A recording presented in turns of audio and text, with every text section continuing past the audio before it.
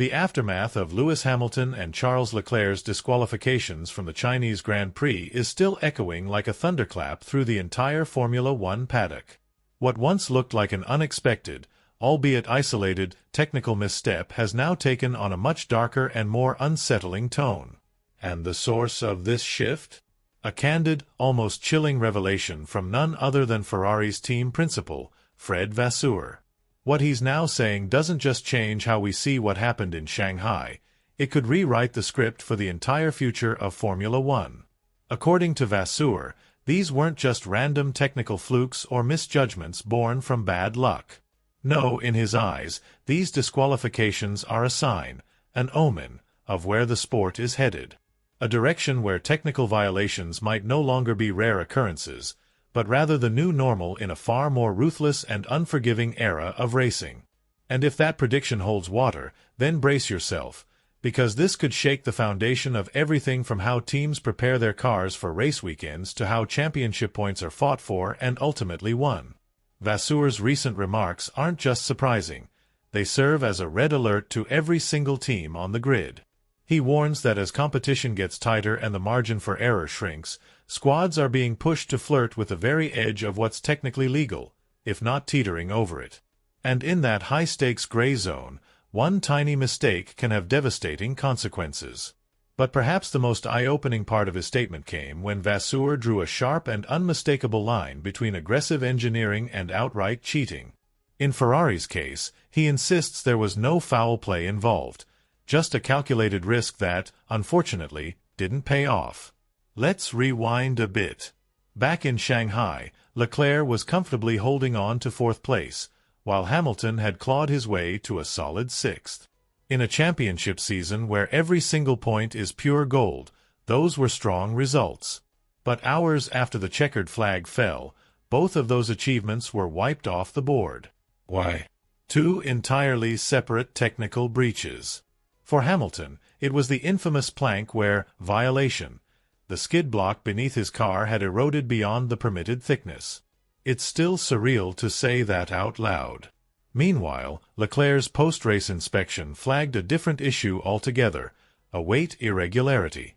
After Ferrari made a late race change to his front wing, the car was re-weighed, and it came in below the minimum weight limit. Different infractions, same brutal outcome. Both drivers were booted from the results. No points. Maximum damage. And here's the kicker. According to Vasseur, these weren't just freak incidents or anomalies. They are, in his view, flashing warning signs of a broader trend. He fears that as teams chase performance gains with increasing desperation, the boundary between innovation and illegality will become dangerously thin. And in that razor-thin space, disqualifications could become disturbingly frequent. So, what started as a shocking pair of disqualifications may now be remembered as the opening scene of a new, harsher chapter in Formula One history. One where risk-taking isn't just part of the game, but a gamble that might cost everything. Fred Vasseur doesn't buy into the idea that what happened in China was just a stroke of bad luck or some fluke technical mishap. Far from it. From his point of view, what unfolded that weekend was the inevitable result of how razor-sharp and brutally competitive the front of the grid has become. With Red Bull, Ferrari, McLaren, and Mercedes all locked in a dogfight for podiums and championship points, no one is playing it safe anymore. Everyone's walking a tightrope, balancing performance with legality on a knife's edge. Ride height, minimum weight, tire degradation, aero balance. These aren't just set-up details anymore. They've become the battlefield where races are won and lost, where titles are secured or shattered. Every team is pushing each system to its very brink, trying to squeeze every last ounce of speed from their machinery. And in doing so, sometimes they cross that nearly invisible line that separates innovation from infraction. Not out of malice or intent to cheat, but because the pressure to stay ahead in this era of modern F1 is absolutely relentless. What Vasseur made crystal clear, however, is that none of this should be misinterpreted as cheating. That's where he draws a hard line. He sees a massive and essential difference between navigating the gray zones of the rulebook and outright breaking the law of the sport. The former is strategy. The latter is betrayal. And what happened to Ferrari in Shanghai? According to him, it firmly falls into the first category. That nuance isn't just important, it's critical. Because if fans, pundits, or rival teams start to conflate calculated risk with dirty play, then F1 is heading for a very toxic place. That, Vasseur warns, is the overreaction that could poison the competitive atmosphere of the sport moving forward. He's sounding the alarm, urging the public not to vilify teams for being aggressive. In his words, you don't win world titles by playing it safe. You win by risking everything. And sometimes, that means skirting the edges of the rules in the hope of finding a breakthrough. From Ferrari's perspective, this whole debacle is a paradox.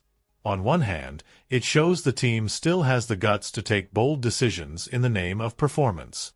They're not retreating. They're not being conservative. They're gambling, and that mindset is absolutely necessary if you want to take the fight to juggernauts like Red Bull. But on the flip side, it exposes just how fragile that high-risk approach really is. One small miscalculation, one overlooked parameter, one unexpected change in track conditions, and you're not just losing a few tenths.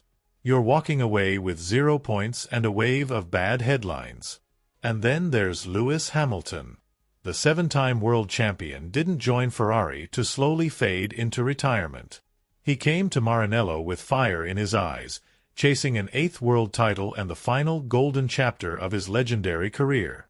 But how can he write that story if the car he's driving, despite all his efforts, is vulnerable to post-race disqualifications triggered by overly aggressive setups? His race in Shanghai was a testament to grit. He overcame early setup challenges, executed team orders to perfection, and brought the car home in P6. And then, just like that, it was all erased. That kind of loss doesn't just sting. It breaks something deeper. It undermines the psychological resilience of a driver who gave everything only to be robbed of his result after the fact. Now, with Vasseur openly admitting that more disqualifications could be on the horizon, Ferrari is on red alert. Their internal protocols, their real-time checks, their margin for error, they all need to be flawless. Because if they can't shield their drivers from the fallout of regulatory oversteps, then they're not just throwing away points, they're jeopardizing entire championship campaigns. Leclerc, for his part, responded with quiet frustration. No rage. Just disappointment.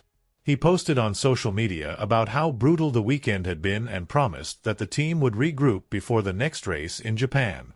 But behind the curtain, the pressure is mounting. These repeated stumbles are reigniting a narrative Ferrari has desperately tried to bury for years, that under pressure, they simply can't execute. And if they truly want to challenge Red Bull or McLaren for the crown, that perception needs to die, fast. Let's be honest, risk-taking is part of the DNA of Formula One. But taking the wrong risks, or worse, failing to manage them properly, is a direct road to disaster. The margin for error is gone. It's been erased by the level of competition, the speed of the cars, and the unforgiving nature of the rules. So what does all this mean for the rest of the 2025 season? It means Ferrari is under the microscope, not just for their pace, but for their tactical brain. It means Hamilton's dream of that elusive 8th crown is hanging by a thread, and every decision the team makes from here on out could make or break that pursuit. It means we've possibly entered a new phase in Formula One, where being fast isn't enough. Now, every millimeter of ride height, every gram of ballast, every split-second setup call could decide whether you're a hero or a headline for all the wrong reasons. Vasseur's admission might sound like a throwaway comment, but if you read between the lines, it reveals something far deeper. When a team boss publicly acknowledges just how perilously thin the line is between peak performance and brutal penalties, it reframes the entire conversation about what it means to compete at the front. We've grown accustomed to thinking of disqualifications as the result of sloppiness or shady backroom tactics. But Vasseur forces us to reconsider that assumption. Sometimes, DSQs aren't about rule-breaking at all, They're about the pure, desperate chase for survival in a sport where tenths of a second decide everything. When a titan like Ferrari starts rolling the dice with setups, flirting with minimum weight, pushing plank wear to its limit, they're not necessarily reckless. They might just be doing what needs to be done to stay in the hunt. Because let's not sugarcoat it, modern Formula One isn't just competitive, it's brutal. And if you're not pushing, you're packing up. But that mindset comes with consequences. And now, with Vasseur warning that further DSQs might be lurking, the entire championship dynamic just became that much more chaotic. This isn't just about two drivers losing points. It's about how an elite team reacts when the sport turns on them. Ferrari is being judged now not just for their performance, but for their philosophy, their resilience, their ability to adapt under fire. And that, right there, is the true test. How does a powerhouse like Ferrari respond after being publicly thrown off balance? Do they recoil into conservatism, sacrificing precious tenths just to avoid stepping on regulatory landmines again? Or do they double down, putting unshakable faith in their engineering department to walk the edge of legality with greater precision, sharper calculations, and ruthless discipline? Do they continue to gamble, but this time with smarter bets and sharper tools? That's the defining question, and one with no easy answer, especially when you're carrying the weight of two world-class drivers like Lewis Hamilton and Charles Leclerc. These aren't just any racers. These are men who have placed their full trust in the team, not just to deliver speed, but to guarantee that speed comes wrapped in legality. And for Hamilton in particular, this moment feels like a crucible. He didn't walk away from the familiar embrace of Mercedes to slowly fade out. He chose Ferrari with the burning ambition of rewriting history, chasing down that elusive eighth title and stamping his name forever in the blood-red legacy of Maranello. But the road ahead just got steeper, more unforgiving. Because now, his battle isn't just against Verstappen, or Norris, or Russell. He's fighting against the internal tremors of a legendary team still trying to find its stride again. And let's be very clear, his belief in this mission, in this team, is on trial. Not because of Twitter trolls or media noise, but because the next few weekends will define whether this was destiny or a disastrous detour. Ferrari must now prove they can learn quickly from their stumbles, reinforce the weak points in their internal controls, and continue pushing the performance envelope without again falling foul of post-race technical inspections. Because, despite the media frenzy and all the fan debates raging online, none of that chatter means a thing. What matters now is what happens next. Can Ferrari walk that razor-thin line between risk and ruin? Can Hamilton have faith that when he lays it all on the line in the cockpit, the machine beneath him won't betray his effort in the scrutineering room?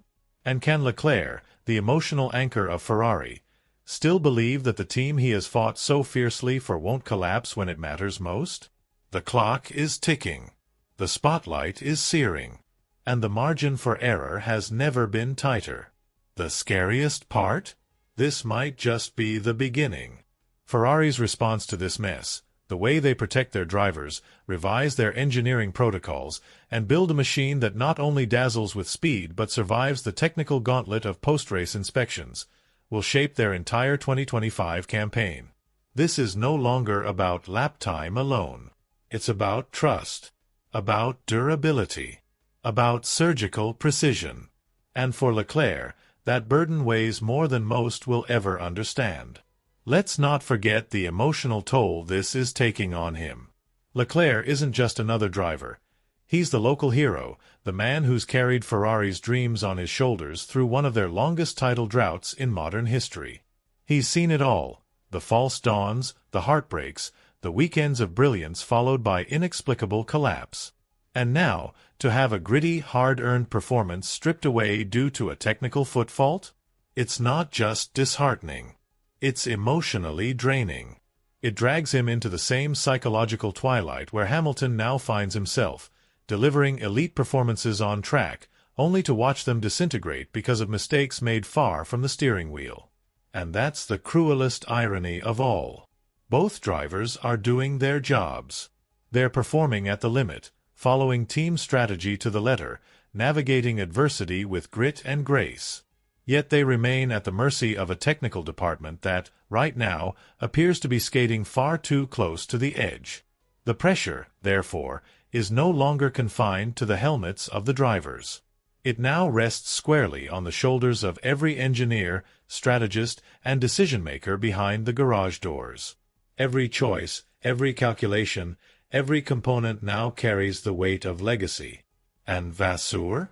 His recent statement may appear, on the surface, like damage control, a polished attempt to soften the PR blow and reframe the China debacle as part of a greater narrative. But peel back the layers and you'll find something more potent. A gauntlet. A challenge. Not just to his own team, but to the entire grid. Because if Ferrari, arguably the most watched, scrutinized, and resource-heavy team in the sport, is flirting with disqualification just to stay competitive, who else is standing on that same tightrope? How close are McLaren, Red Bull, Mercedes, even Aston Martin to breaching that invisible line between ingenuity and illegality? And more crucially, how will the FIA react when more teams inevitably get caught in similar gray zones? We may be standing at the threshold of a Formula One season where technical regulations, and how strictly they're enforced, could become just as critical as pit strategy or qualifying pace. This could be the year where championships aren't just won in the chicanes, but in the legal margins, in how teams interpret the ever-expanding labyrinth of tolerances, templates, and post-race checks. It's entirely possible that 2025 becomes the season where fine print has as much power as front-wing downforce. If that's the case, then the fallout from Shanghai won't just be a footnote. It could become the narrative spine of the entire championship. Because now, it's not just about being the fastest. It's about being the most daring without becoming reckless. About innovating with ambition, but executing with control. Ferrari now stands at that exact crossroads. Do they step back out of fear? Do they play it safe and surrender tenths they can't afford to lose? Or do they push forward, trusting in their engineering team to be smarter, sharper, more surgical in execution? It's a treacherous balancing act. And with drivers like Hamilton and Leclerc on board, the stakes are stratospheric. This isn't just about collecting points. It's about legacy. It's about writing history. Hamilton didn't leave Mercedes to collect DNFs and PR apologies. He came for something transcendent. He came to etch his name into Ferrari lore. And if Ferrari wants to be the team that enables that, they need to be as disciplined as they are daring. Meanwhile, Leclerc isn't just racing cars. He's carrying the emotional burden of being the face of a Ferrari revival in its most scrutinized era. He's no stranger to heartbreak, but repeated disqualifications? That's a gut punch no driver should be expected to normalize. And Vasseur's bold statement? It does something few team principals have dared. It holds up a mirror to the entire paddock. If Ferrari is this close to the edge, you can bet the rest are lurking nearby. And that leaves the FIA staring down a ticking time bomb. How do you police a grid where every team is tiptoeing along the border of legality? What we're witnessing might not just be a turning point. It could be the beginning of a new frontier in Formula One. One where supremacy isn't just defined by pace, but by who can manage risk better under pressure. Where victory doesn't just require driving brilliance, but legal resilience. So, now it's your turn. What do you make of Vasseur's bold stance? Is it a sign of strong leadership, a declaration of intent from a team ready to risk everything to win? Or is it a veiled confession that Ferrari is already struggling to stay afloat? Is this a wake-up call to the entire grid, or just the latest twist in Ferrari's never-ending roller coaster? Whatever your take, one thing's certain: the pressure is rising. And with every race, the room for error shrinks, while the cost of failure grows heavier. If you've been enjoying these deep dives into the twists and turns of this electrifying 2025 season, don't forget to like, subscribe, and smash that notification bell. This ride is far from over. What lies ahead? Rivalries, rulebook drama, comebacks, heartbreaks, and maybe, just maybe, a title fight for the ages. And we'll be right here, breaking it all down, without sugarcoating a single damn thing. Thanks for watching, and see you at the next race.